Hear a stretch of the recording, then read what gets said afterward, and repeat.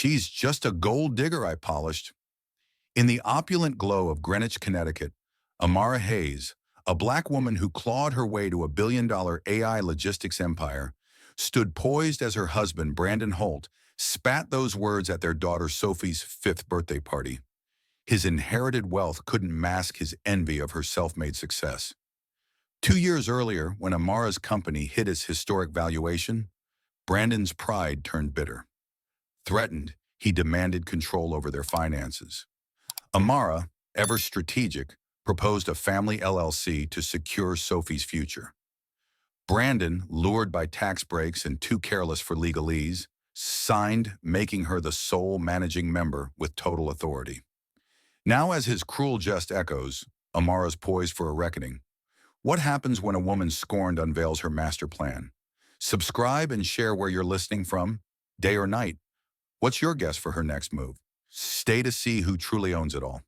The Greenwich mansion pulsed with orchestrated elegance, its marble floors gleaming under crystal chandeliers as caterers wove through with trays of artisanal cupcakes. A string quartet's soft notes floated over the manicured lawn, where a bouncy castle stood ready for Sophie's fifth birthday party. Amara Hayes, in a tailored navy dress that hugged her frame, moved with the precision of a conductor, adjusting a peony arrangement with a discerning eye. Her AI logistics empire had just shattered another revenue record, a triumph carved from years of navigating a world that often questioned a black woman's place at the helm. But today her focus was Sophie, her daughter's laughter the only metric that mattered. Brandon Holt strode in, his Armani suit crisp, Rolex glinting as he tossed his keys to a valet. "Big day, huh?" he said, his voice carrying the casual arrogance of inherited wealth. "Your little tech project must feel like a side hustle next to this." His smirk lingered, a blade wrapped in velvet.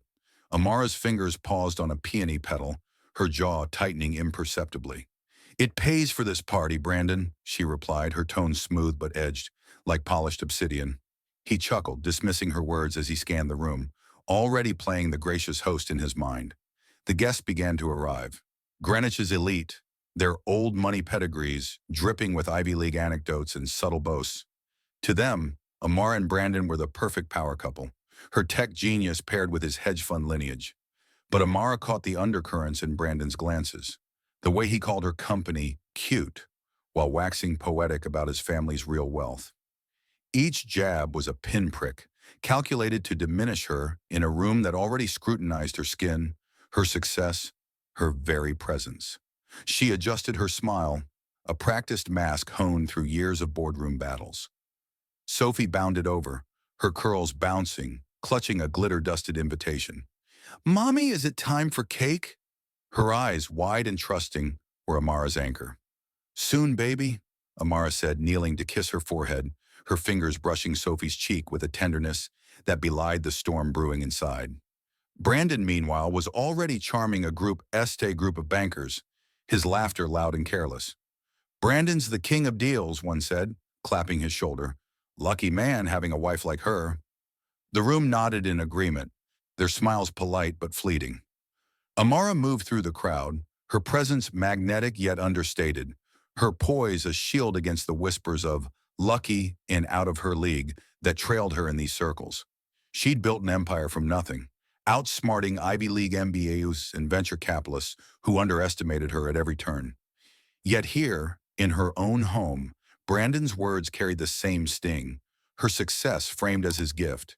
She overheard him with a group of friends, his voice carrying over the quartet's melody. "Oh, Amara's brilliant, sure, but let's be real. She had my backing to get there." The words landed like a slap, but she didn't flinch. Not yet. As Sophie twirled in her pink tulle dress, the party unfolded flawlessly, balloons bobbing, children squealing, champagne flutes clinking. Amara's mind, however, was elsewhere. 2 years ago, when her company hit its billion-dollar valuation, Brandon's pride had curdled into envy. He'd started demanding control over their finances, his ego bruised by her ascent. Amara, always 3 steps ahead, had proposed a family LLC to protect Sophie's future. Brandon, dazzled by tax loopholes and too self-assured to read the fine print, had signed without a second thought. She became the managing member with full authority, He, a capital member with benefits but no power. Just paperwork, he'd scoffed, blind to the noose he'd slipped around his neck. Now as she watched him preen for his cronies, Amara's mind ticked like a chess clock. His words were a misstep. Her response would be checkmate. The cake arrived, a towering confection of pastel frosting and edible flowers, and Sophie's squeal of delight pulled Amara back to the moment. She led the guests in singing Happy Birthday, her voice steady, her smile radiant for her daughter's sake. But when her eyes met Brandon's across the candlelit glow, something shifted. His gaze held the same condescending amusement, as if her success was a charming footnote to his legacy. Hers was different, cold, assessing, like a strategist sizing up a flawed opponent. She wasn't just a wife or a trophy. She was a titan who'd built her empire against odds he'd never fathomed. The party sparkled on, but beneath her composed exterior, a fuse had been lit. Brandon's careless tongue had set something in motion, and Amara Hayes was no one's pawn. Amara's heels clicked softly on the mansion's hardwood as she slipped away from the fading laughter of Sophie's birthday party, her mind a steel trap snapping shut on Brandon's barbed words. The guests were still mingling, their voices a low hum, but she felt the weight of his earlier jabs. Cute startup, my backing, like pebbles in her shoes. She paused by a window, the Greenwich night glittering beyond, and let her thoughts drift to 2 years prior, when her world had shifted on a different axis. Her AI logistics company had hit $1 billion valuation, a feat that sent shockwaves through an industry that rarely saw Black women at its pinnacle. The headlines had crowned her a visionary, but Brandon's reaction had been a slow poison, his pride souring into something darker. She remembered the night of the valuation announcement. Brandon had thrown a lavish party at their Manhattan penthouse, champagne flowing, his friends toasting her success. But as the night wore on, she caught his sidelong glances. Less admiration, more calculation. "You're killing it, babe," he'd said, his arm around her waist, but his grip felt possessive, not proud. By morning, he was suggesting joint oversight of their finances, his tone implying her empire was a shared toy he'd allowed her to play with. Amara, who'd clawed her way up from nothing, who'd faced boardrooms where her presence was a silent affront, knew that tone. It was the sound of a man threatened by a woman who outshone him. She hadn't argued. Instead, she'd moved with the precision of a chess master, her mind already 3 moves ahead. The next week, she'd met her attorney, Cassandra Wells, in a discreet Manhattan office. "I need a safeguard," Amara had said, her voice low, her eyes unyielding. "Something to protect Sophie's future and mine." Cassandra, a Black woman who'd navigated her battles in law, understood without needing more. Together, they crafted the Family LLC, a legal fortress disguised as a practical move. Amara pitched it to Brandon over dinner, her tone casual, almost deferential. "It's about tax optimization, securing assets for Sophie," she'd said, sliding the documents across their dining table. "You're always saying we should be smarter with money." Brandon, sipping a bourbon, had barely glanced at the pages. "Sounds like a plan," he'd said, his ego stroked by her apparent reliance on his judgment. He signed, his pen slashing across the paper with the confidence of a man who assumed he held the reins. He didn't see the fine print. Amara, as managing member, wielding 100% voting and decision-making power. Brandon, as a capital member, entitled to profits but voiceless in control. "Just paperwork," he'd muttered, dismissing it as beneath him. Amara had smiled, her heart a quiet furnace. That signature was her ace, a silent pact that would one day shift the ground beneath him. Back in the present, the party's glow felt like a stage she was ready to exit. Sophie was now giggling with friends, her joy a fleeting shield against the tension coiling in Amara's chest. She rejoined the guests, her smile a perfected mask, but her mind was elsewhere, replaying Brandon's earlier words. His casual arrogance wasn't new. She'd endured it in private for years, but tonight felt different. His jabs carried a new edge, sharpened by the presence of his old money friends, who nodded along as if her success was a charming quirk of his generosity. She caught a glimpse of him across the room, laughing with a hedge fund buddy, his hand gesturing as if he owned the air itself. Her fingers tightened around her champagne flute, not from anger but from clarity. He was a liability, and she'd planned for liabilities. Amara moved to Sophie's side, kneeling to adjust her daughter's tiara, the girl's eyes sparkling with innocent delight. "Having fun, my love," she whispered, her voice a warm anchor. Sophie nodded, clutching her mother's hand. That touch grounded Amara, reminding her why she endured the whispers, the sidelong glances, the weight of being a black woman in spaces that rarely welcomed her. She'd built her empire for Sophie, for herself, against odds Brandon could never comprehend. His world was inherited, hers was forged. And tonight, his careless words had nudged a lever she'd long prepared to pull. As the quartet played on, Amara stood, her gaze sweeping the room. She caught Brandon's eye, his smirk still lingering, oblivious to the storm gathering in her silence.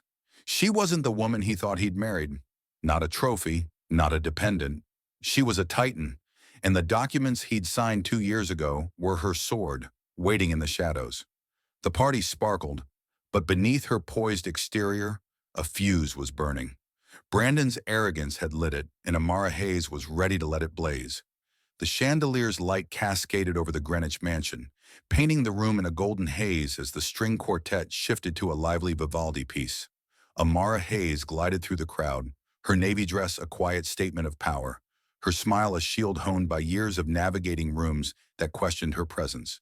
Sophie's laughter rang out from the lawn, where children chased balloons under the twilight sky. But Amara's mind was a taut wire, still vibrating from Brandon's earlier barbs. His words, "cute startup, my backing," had stung, but she'd swallowed them for Sophie's sake. Now, as the party hit its crescendo, the air felt charged, like the moment before a storm breaks. Brandon held court near the bar, his bourbon glass catching the light as he laughed with his hedge fund cronies. His voice carried, loud and careless, the kind of confidence that came from a life of unearned privilege.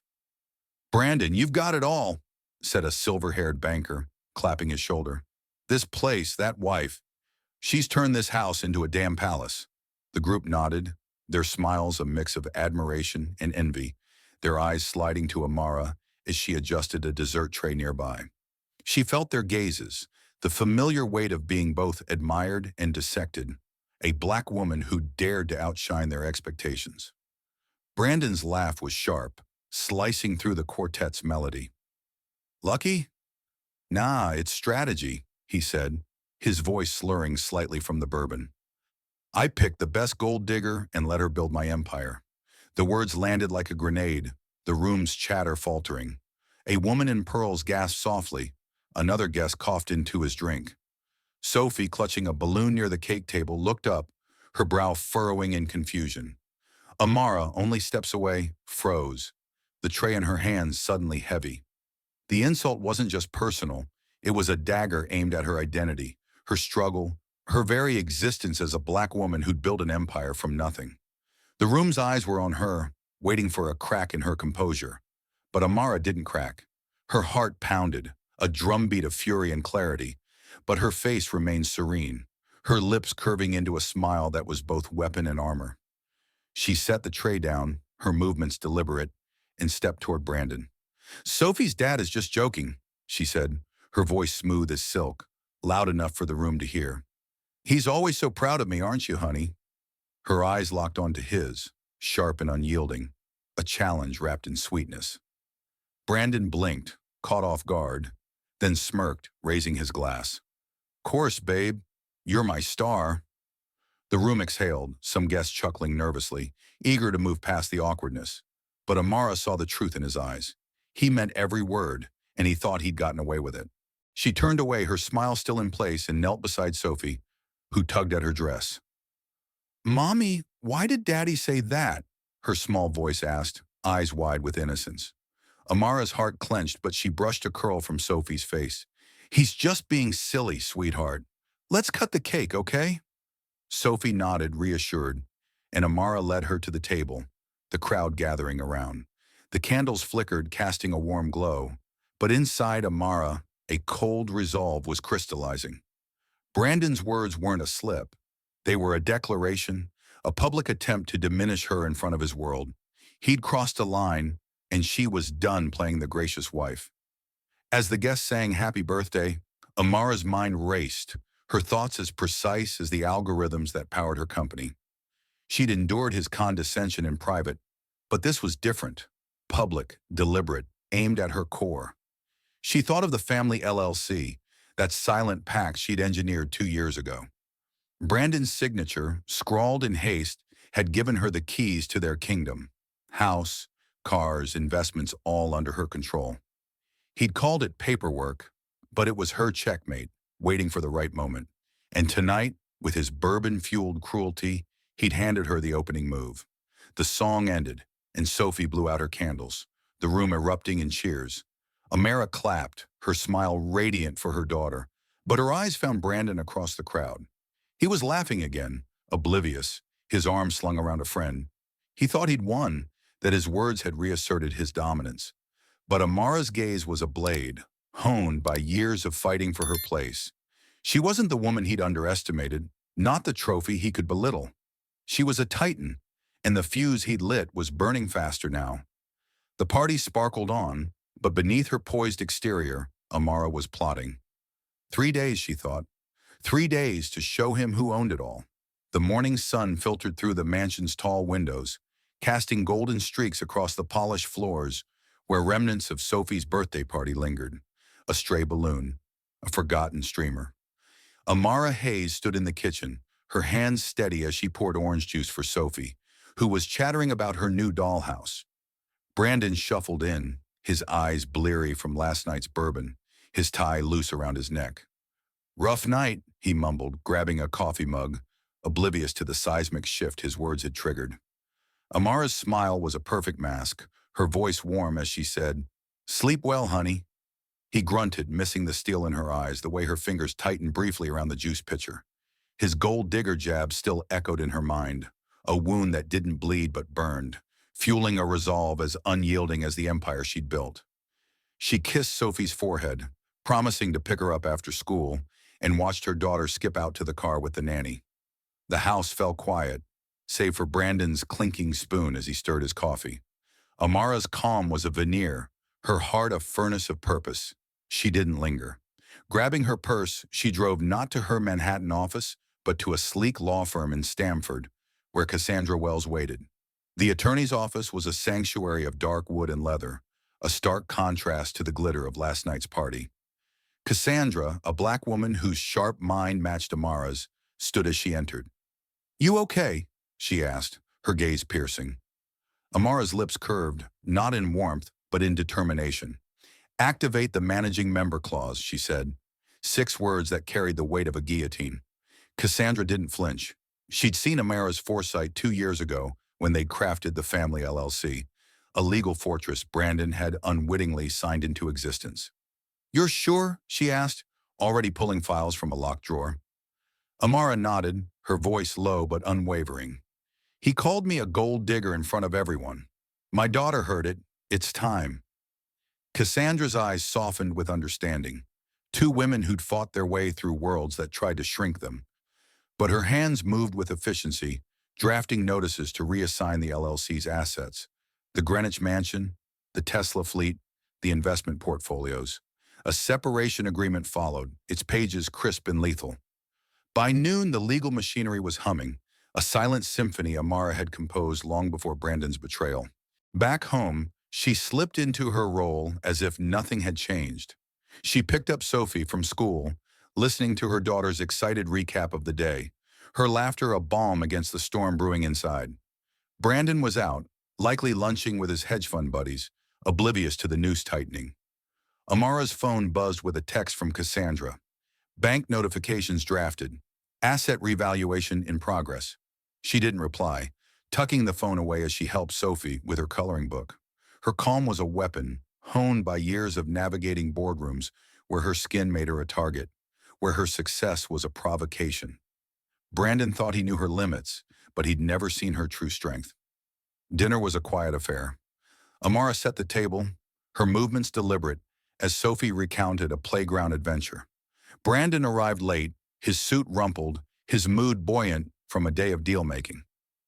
Big things coming, he said, winking at Sophie. Your dad's about to close a game changer. Amara smiled, passing him the mashed potatoes. Sounds exciting, she said, her voice a perfect blend of warmth and detachment. He didn't notice the absence of her usual spark, the way her eyes studied him like a chessboard.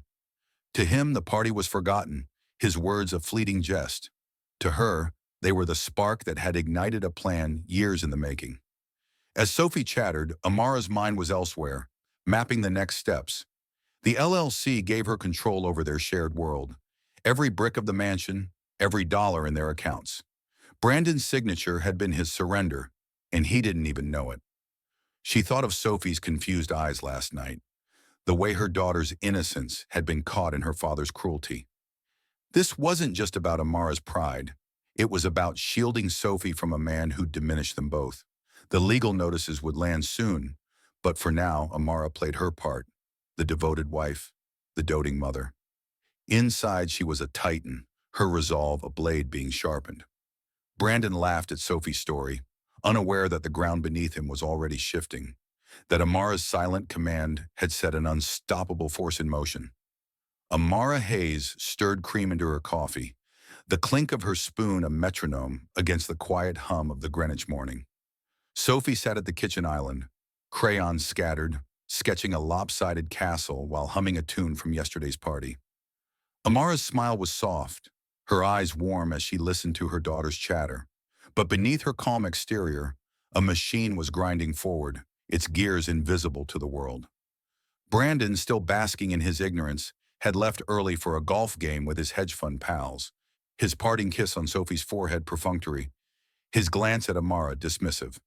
Big day today, he'd said, adjusting his cufflinks. Gotta keep the empire running. Amara's nod was serene, but her mind was a war room, every move calculated since his gold digger barb had cracked open the fault lines of their marriage.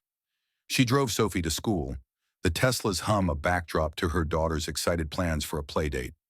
Can Lily come over, Mommy? Sophie asked, her eyes bright. Of course, sweetheart, Amara replied, her voice a steady anchor.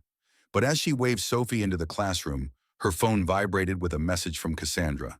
Bank access locked. Advisors on revaluation. Next steps? Amara's lips curved, a flicker of triumph in her eyes. She typed back, proceed. The invisible machine she'd set in motion yesterday was now running at full tilt, its levers pulled by the family LLC she'd engineered 2 years ago.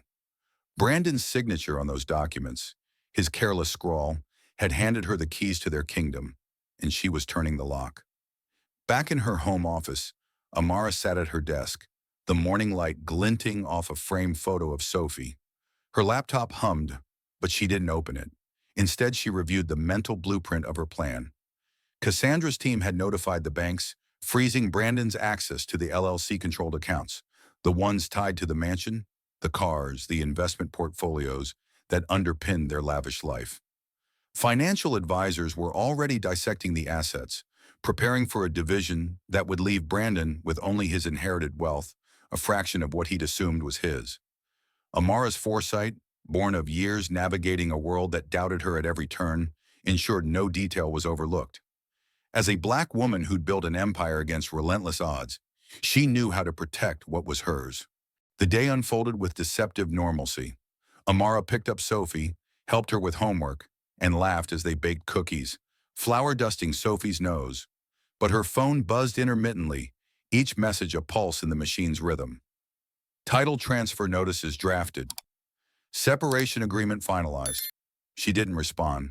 Her focus was on Sophie's giggles, but each update was a brick in the fortress she was building. Brandon's world was unraveling, and he didn't even sense the tremor. She thought of his smirk at the party, the way he'd diminished her in front of their daughter, in front of his privileged peers. The memory didn't sting now. It fueled her, a cold fire that sharpened her resolve. That evening, Brandon returned, his mood buoyant from his golf game and a lunch deal he'd bragged about closing. He tossed his jacket over a chair, loosening his tie as he joined them at the dinner table. Smells good, he said, ruffling Sophie's hair. You're spoiling us, Amara. His tone was light, but there was an edge to it, a patronizing lilt that assumed her domesticity was her ceiling. Amara passed him a plate of roasted chicken, her smile as flawless as ever. Just keeping things running smoothly, she said, her words a mirror to his earlier boast. He didn't catch the irony, launching into a monologue about his latest deal, his voice filling the room as Sophie ate quietly. Amara listened, her face attentive, but her mind was elsewhere, tracking the invisible machine's progress. The banks would notify Brandon soon, perhaps tomorrow, when he tried to access an account and found it locked. The mansion, the cars, the life he took for granted, all were under her control, thanks to the LLC he'd signed without reading. She thought of Sophie's confused eyes at the party, the way Brandon's cruelty had touched their daughter. This wasn't just about her pride, it was about carving a future where Sophie could grow without the shadow of his disdain. Amara's calm was a facade, but it was impenetrable, a shield forged in boardrooms and battles. As Brandon droned on oblivious, she sipped her wine, her eyes glinting with the certainty of a woman who'd already won. The Greenwich mansion was hushed, the evening light filtering through heavy drapes as Amara Hayes set a single folder on the polished mahogany desk in her home office. Sophie was upstairs, tucked into bed with a storybook, her soft snores a quiet counterpoint to the storm Amara was about to unleash. The past 2 days had been a masterclass in restraint. Cooking for Sophie, smiling at Brandon's oblivious boasts, all while her legal machine hummed in the shadows. His gold digger taunt still burned, not as a wound, but as a spark, igniting the plan she laid years ago. Tonight that plan would strike, and Brandon would learn the cost of underestimating her. He sauntered in, his tie undone, a glass of bourbon in hand, expecting the usual dinner spread, his brow furrowed at the empty table, the folder's stark presence. "What's this?" he asked, his voice tinged with irritation, as if her deviation from routine was a personal affront. Amara stood, her navy blazer sharp against the soft glow of the desk lamp, her posture regal yet unyielding. "We need to talk," she said, her tone calm, like the still air before a lightning strike. She slid the folder toward him, its pages crisp with purpose. "This is a notice from our family LLC. As managing member, I'm terminating your right to use this residence. You have 30 days. Brandon's laugh was sharp, disbelieving, his bourbon sloshing as he leaned back. "You're joking, right? This is my house, Amara." His voice carried the smug certainty of a man who'd never questioned his dominion. She met his gaze, her eyes dark pools of resolve, unblinking. "No," she said, her voice a blade wrapped in velvet. "It's the company's property. You gave me full control 2 years ago when you signed the LLC papers. Remember? Just paperwork, you said." She paused, letting the weight of his mistake settle. "You called me a gold digger at our daughter's party. In front of her. In front of your friends. I built this life. Every brick, every dollar. You're just a guest here, Brandon, and your lease is up." His smirk faltered, replaced by a flicker of unease. He flipped open the folder, his eyes scanning the legal text. Terms he'd ignored, signatures he'd scrawled without thought. "This is insane," he muttered, his voice rising. "You can't do this. I own half of everything." Amara stepped closer, her presence commanding, her voice steady as granite. "You own what I let you have. The LLC controls the house, the cars, the portfolios. I'm the managing member. You're a capital member with no voting power.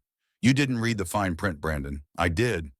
Her words were precise, each one a hammer strike, soft but devastating.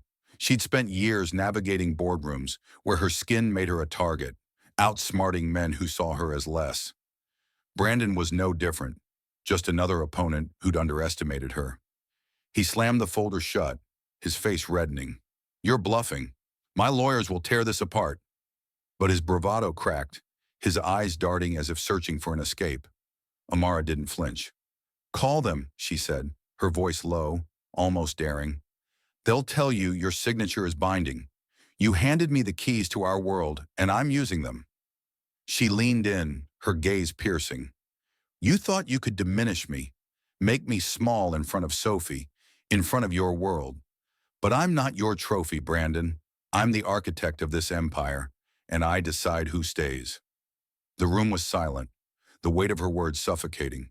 Brandon's hand trembled around his glass, his confidence unraveling like a cheap suit.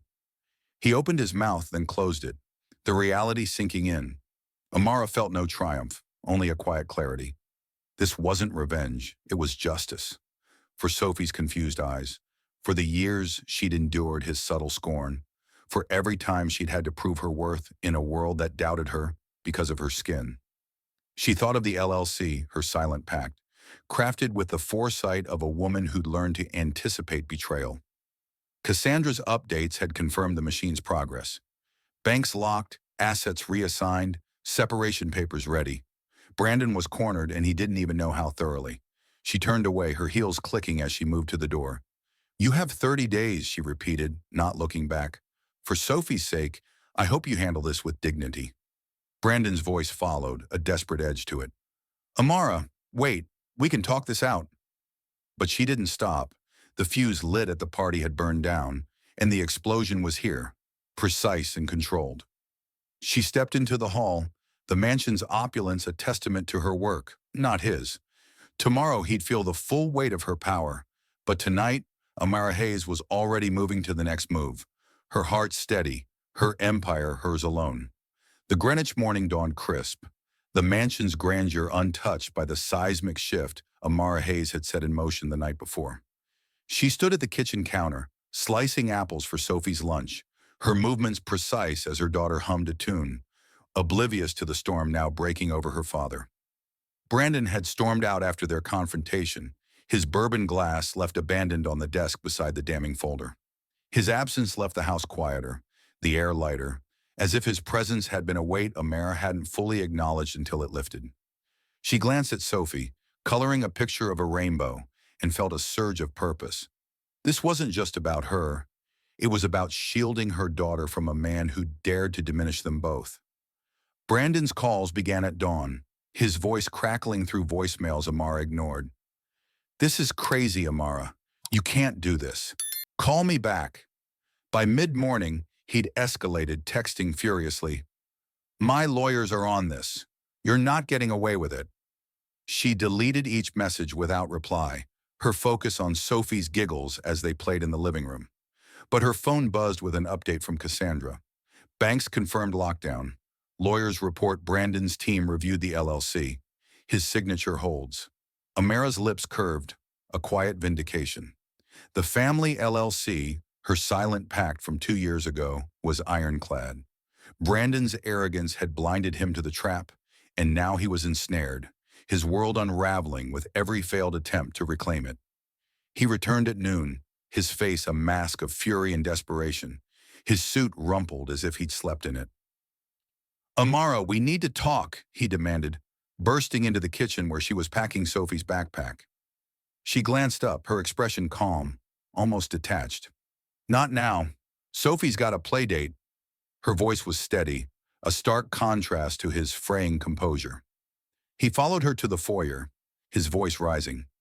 "You think you can just kick me out? This is my house, my life." Amara turned, her eyes locking onto his, cold and unyielding. "It's the LLC's house, Brandon. You signed away your control. You don't get to rewrite the rules now." His hands clenched, his voice dropping to a hiss. "You're making a mistake. My family's lawyers will bury you." Amara's laugh was soft, almost pitying. "They already tried. Your signature's binding. You're a capital member, nothing more. You should have read the fine print." She stepped closer, her voice low, each word deliberate. "You called me a gold digger in front of our daughter. You thought you could shrink me, make me less. But I built this, every brick, every dollar. You're the one who's been living off my work." Brandon's face paled, his bravado crumbling as the truth sank in. He'd lost the mansion, the accounts, the life he'd assumed was his birthright. Amara drove Sophie to her playdate, the girls' chatter a soothing balm. When they returned, the house felt different, freed from Brandon's shadow. She sat Sophie down on the couch, her hands gentle as she brushed a curl from her daughter's face. "Sweetheart, Daddy's going to have a new place soon," she said softly, her voice steady despite the ache in her chest. Sophie's eyes widened, confused. "Will he still see me?" Amara nodded, her smile warm but resolute. "Of course, baby. We're still a team. You and me, always." Sophie hugged her, and Amara held her tight, her heart swelling with a fierce protectiveness. This was why she'd acted, not for revenge, but to carve a space where Sophie could grow without the weight of her father's disdain. By evening, Brandon's absence was permanent, his belongings untouched in their closet. Cassandra's final update arrived. Asset revaluation complete. Separation papers served. Amara stood at the window, the Greenwich night stretching beyond, its stars sharp against the dark. She felt no triumph, only a profound relief, like shedding a skin that had never fit. The LLC had been her shield, its terms a testament to her foresight as a Black woman who learned to anticipate betrayal in a world that often demanded she prove her worth. Brandon's world had collapsed, his inherited wealth a pale shadow of the empire she'd built. He'd underestimated her, and now he was paying the price. Amara tucked Sophie into bed, reading her favorite story until her daughter's eyes fluttered shut. She lingered, watching Sophie's peaceful face, and felt a quiet strength settle in her bones. The house was hers now, not just in title but in spirit, a sanctuary for her and her daughter. Brandon's cruel words had been the spark, but Amara's response was a fire, controlled and unstoppable. She'd protected her empire, her daughter, her truth. And as the night deepened, she knew the final act was coming, one that would cement her as the architect of her destiny. The Manhattan skyline glittered through the floor-to-ceiling windows of Amara Hayes' new office, a sleek expanse of glass and steel that crowned her AI logistics empire. A year had passed since the Greenwich mansion had shed Brandon's shadow, and Amara stood at the heart of her domain, her tailored blazer sharp against the city's glow.